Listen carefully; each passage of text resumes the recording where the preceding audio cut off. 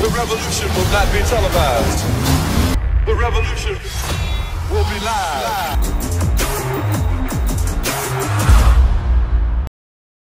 Greetings, my fellow warriors, boy me Camo, and today I'm going to give you the progression to follow once you strain a pec or shoulder during the dip or the weighted dip, the progression to follow to recover on the path of recovery from the injury. So if you happen to have a minor tear, you know, a pec tear or shoulder tear, whatever it is, you know, that's involved in doing some dips or weighted dips, here's how you should proceed. You want to obviously make sure that the inflammation goes down.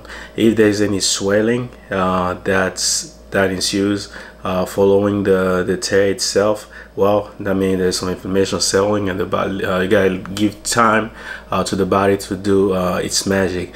If it's just a minor tear, sometimes there is no burst of blood vessels, there's no swelling whatsoever. It's just like a nagging pain that's settled there, and usually it would take a few weeks to a few months for you to have a full recovery, and for you to be able to get back to full throttle for your workout. Here is the ideal progression will be, you know, if you have a minor tear, wait for the inflammation to go down, no swelling.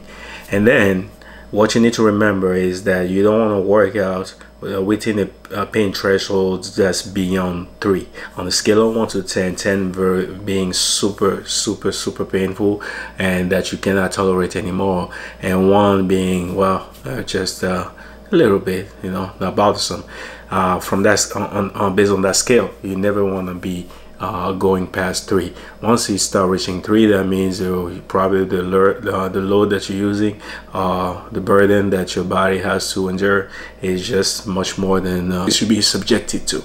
So it's gonna be divided in cluster of 6 weeks, right? That's how you want to be programming your workout.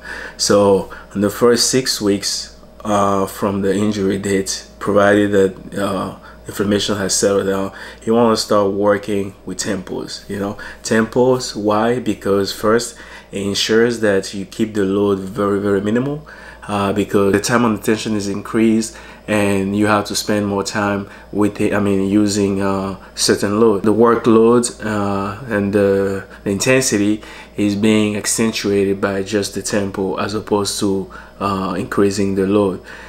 Now, because it still could be intense, you want to still work on loads that keep you from reaching a pain threshold of 3. You see what I'm saying? So that's that. First thing, never let yourself get past the pain threshold of 3. Second thing, the work style should be based on tempo parameters, and frequency of twice a week should be a good way to start. Tempo style and rep range depend on the weight actually, but I can give you an idea. You should work between a rep range of 10 repetition with loads that are pretty mild, or something as light as just body weight, right? And you can build some substantial volume by doing like a slow eccentric or 3 seconds, for example. You might indulge a 2 second at the bottom or 1 second at the bottom before you go back up. You don't want to explode too much because you're still dealing with, you know, some sensitive tissue. So as you get more recovery, you could explode on the way back up with more speed. But for the first 6 weeks to even 12, I mean to 12 weeks, I would suggest you to have like a controlled explosion. You want to go up, but not as explosive as if you were healthy. So you have a frequency of twice a week. Tempo work, 3 second eccentric, 1 or 2 second pauses, a rep range of from 10 repetition to 6 repetition, depending on how heavier the load is, and that require you to just stop at 6. And the rated persistent exertion for the intensity should be always around 5, right? 5 and 6. That's the persistent exertion for intensity, not the persistent exertion for pain. So pain is the first parameter to go by, never exceed 3. So if that RPE of 6 intensity make you give you a pain that's past 3, then obviously you want to scale back down. So that gives you an idea. So after you pass the frequency twice a week, you build, whether you go through an undulated periodization or a linear periodization, step loading periodization. You just keep the same load for 6 weeks or 4 weeks at a time. There's so many ways you can go by depending on your style of programming. And after this, the first 6 weeks comes the next cluster of 6 weeks. So between 6 weeks now and 12 weeks, you will still maintain the same frequency of twice a week. And this time the intensity should start ranking, getting on the upper end. So the main difference will be that, well, this time you spend 6 weeks. Sometimes the healing and everything has already been done, and you can just start like going a little more, you know, more aggressive. I don't want to use the term aggressive because 6 weeks from an injury is still too early to be aggressive. I would just say you could start like, you know, ramping up slightly the load, or maybe adding more time on the tension by pausing much more at the bottom, you know, but still same frequency of twice a week, same amount of same style tempo. All your training should still be tempo on the second cluster of 6 weeks. So the only difference is in that second half of the 12 weeks, you will be ready to start to know whether you've healed or you're still kind of healing. That will just give you the green light to start being a little more serious now in the loading endeavor. But it's always a good idea to stay conservative, so you could still go by the same dynamic that you used in the previous 6 weeks and the next cluster of 6 weeks. Now come the third cluster of 6 weeks. So by now you have spent 3 months, 12 weeks, you know, rehabbing your injury, managing the load on the threshold of pain of 3 and intensity of no more than 6, you know. By after those 12 weeks, I think you will know whether you've healed or not. If you're still feeling some type of, you know, pain on the threshold of 1, maybe 0.5 or 1 or even 2, depending on the day or the amount of volume that you rack, well, you still should remain at the same trajectory that you've had in the previous cluster of 6 weeks, between 6 and 12 weeks. However, if you start feeling good and sometimes the pain is even almost non-existent, normally after 12 weeks, I mean, you should start feeling some sense of power, especially if you build enough reps and sets progressively without forcing. You've made sure that your connective tissue has gone through the time on the tension and have gotten enough time to to reassess or to re-embody the integrity, you know.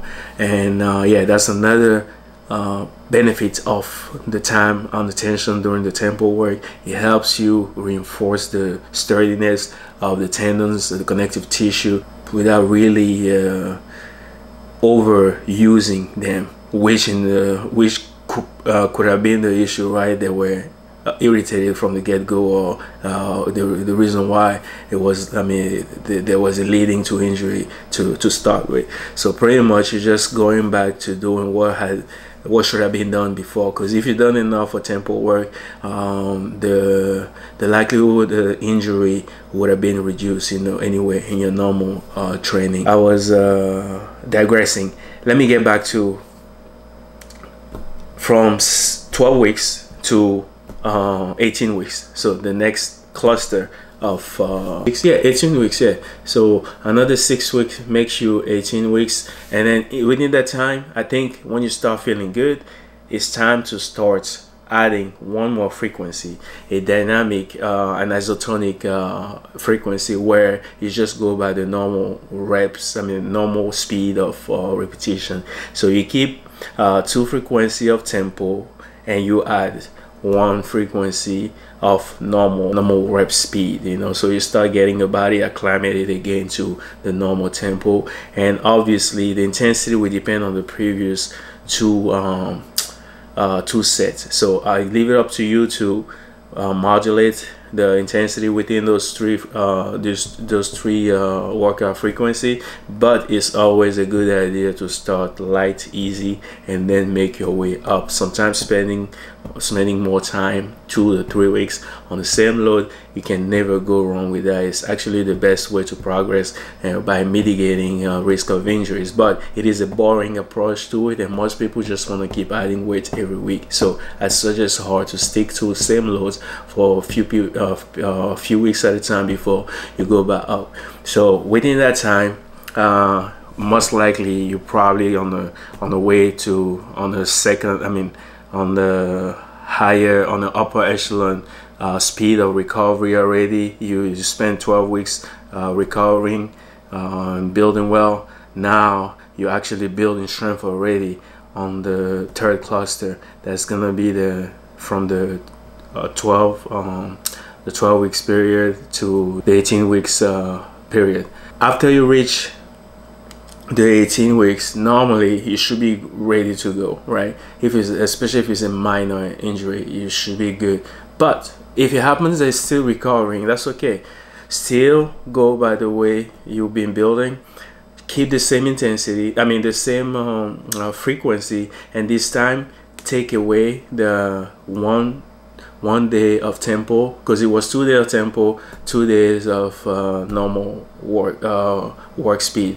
Then you take away 1 day of tempo that you replace by normal day of work speed, and you maintain 1 day of tempo. Now 1 day of tempo should never go away. It should be one way to keep working on your tendons and integrity, and even possibly strength as well, because as you go stronger and increase the load on that, and you can tolerate and keep the intensity on the RPE of 6, within 6 or sometimes 7, you could be building strength as well in the process. And while the other 2 days focus on the normal work speed. And then that brings us to the 4th cluster of 6 weeks, right? So from 18 now to the next cluster, that will be 24. So you will have a cluster now, a 4th cluster that leads you to 24 weeks, and by now you would have spent about, I guess, 6 months, you know, recovering. And all you have to do, like I said, is shifting 1 day of the tempo to a normal speed work, and then you have still 3 workout frequency. The only difference is now you shift the edge of the normal speed to 2, and then remaining with 1 tempo, while in the previous cluster of 6 weeks, you had 2 tempo and 1 normal speed. The following cluster leading to the 24 weeks will be 1 tempo, now 2 normal work speed. So that's that.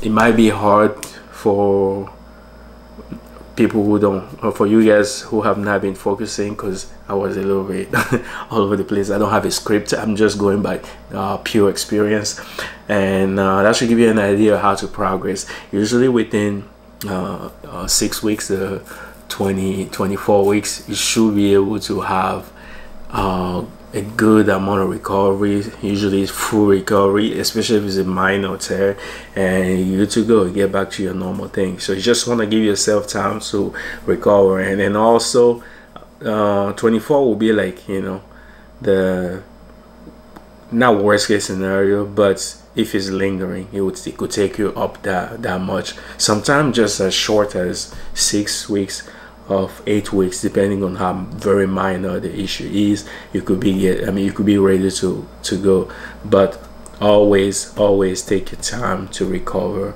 And that's that. Never sleep on the tempo slow eccentric work where you put the tendon under tension. Those might be boring, might be limiting you in how much weight you use and how great and mighty you might feel, but they are pretty useful and they are needed for building the tendon strength, and a lot's useful when in cases of rehabbing injuries. So that's that. So we can go back again. 4 cluster of 6 weeks, that will lead you to recovery. You won't need to go through all the 4 cluster, but worst case you might just need all that 6 months for recovery. The third cluster will be 6 week. You go with two workout frequency with tempo style of protocol, and then the rep range will be between 6 to 10 repetitions based on the intensity. Pain level should not get past 3. And intensity level should not get past 5. If intensity level of if intensity level of the workload give you a pain threshold past 3, then reduce the intensity level to whatever can get a pain level lower than 3. Ideally, no pain is good. And then you have the second cluster of 6 week. That's where things start getting better, right? You've built a certain amount of volume, your tendons have been recovery, the workload and the intensity has been mild enough, and you have adapted to a second cluster of 6 weeks. That second cluster of 6 weeks should still have 2 workout frequency, 2 days of frequency, still tempo. The only difference now is that the intensity of the loads that you've already been building, you can continue building higher, or sometime if you are still constrained by the pain level threshold that's tend to be spiked early, you maintain the same style of training that you've had in the previous cluster. Now after you've passed 12 weeks, you're done with the second cluster, you have the third cluster of 6 weeks, and that will lead you to the 18 weeks. In that period, you add 1 frequency. Okay, 1 frequency of normal speed workout. That normal speed workout will kind of get you acclimated to the normal training again. You know, intensity, leave it to you, but low is always a good idea. So you have that, or you can just maintain the twice of frequency. If you have the normal training is way too much volume of pushing, you can still maintain the 2 weeks of or 2 days of frequency. You just replace 1 tempo by 1 normal speed, and you maintain the other tempo as is, and you continue. But in the perfect world, I want you to add 1 frequency of normal and you maintain the 2 tempo. Now you have the 4th cluster. The 4th cluster, still 3 frequency. The only difference now is that you take out 1, or you substitute 1 of the tempo with a normal speed work. So now you have 2 normal speed work and 1 tempo work. So that's that. By then, as you manipulated intensity properly and never exceed threshold pain of 3, by the 3rd and 4th cluster, you should not be experiencing any pain anyway if you've done everything right. The first 2 cluster, you might still experiencing a nagging pain here and there, but if you build it properly, give you time to recover, sleep, by the 3rd and 4th cluster, you should kind of already be ready to roll and start seeing your normal strength coming back. By the 4th cluster of 6 week, that gave you the 24 weeks altogether, you should be ready to go. And the main thing to remember is always listen to the body. Never push too hard because you're recovering. Even when you feel great, you still don't want to push hard because your tissues are still recovering. That's the thing, because once you re-injure yourself, then you more than likely will be worse than before, or maybe sustain some damage that pretty much irreversible in some cases. So that's that. Hopefully I was able to give you an idea of how to navigate through some injury or strain. I like to call them strain because unless you've done something really stupid, you should not be tearing something like clearly. You know, what I call tear is usually those micro tear that you experience from overuse. You just happen to do a little more work that your body can recover from, and then you experience those minor tear that slow down your workout from, in the length of the few months at a time, weeks, a best case scenario. So that's that. Like, comment, and subscribe. Let me know what kind of issue problem solving you want me to address in the future. Everything is and will always be the Mechanimal way. Good luck in training. Salute. The revolution will not be televised. The revolution will be live.